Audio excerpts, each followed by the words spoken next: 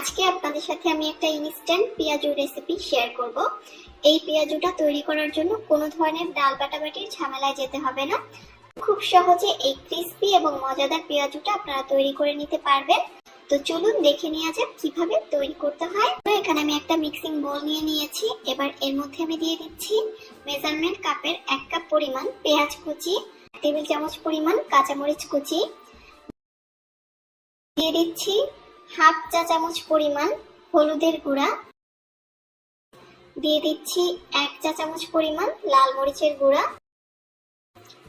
দিয়ে দিচ্ছি এখানে আমি 1 চা চামচ পরিমাণ টালা জিরার গুঁড়া, দিয়ে দিচ্ছি স্বাদ মতো কিছুটা লবণ। এই সব কিছুকে আলতো হাতে একটু মিশিয়ে নিচ্ছি পেঁয়াজের সাথে। এখন আমি এখানে দিয়ে দিচ্ছি হাফ কাপ পরিমাণ বেসন। চেষ্টা করবেন বুটের ডালের বেসনটা নেওয়ার জন্য, এতে করে টেস্টটা বেশি ভালো আসে। 1/4 চা চামচ পরিমাণ বেকিং সোডা। সবকিছু ভালোভাবে আলতো হাতে মিশিয়ে নেওয়ার পরে এখন এর মধ্যে আমি অল্প অল্প করে নরমাল তাপমাত্রার কিছুটা পানি দিয়ে মেখে নিব।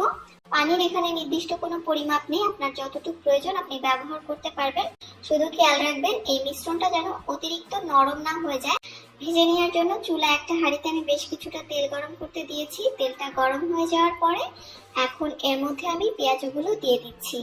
নরমালি পেঁয়াজ যেভাবে দেওয়া হয় সেভাবেই দিয়ে দিচ্ছি। দুটো সাইড সুন্দরভাবে লালচে রং করে ভেজে নেওয়া হয়ে গিয়েছে।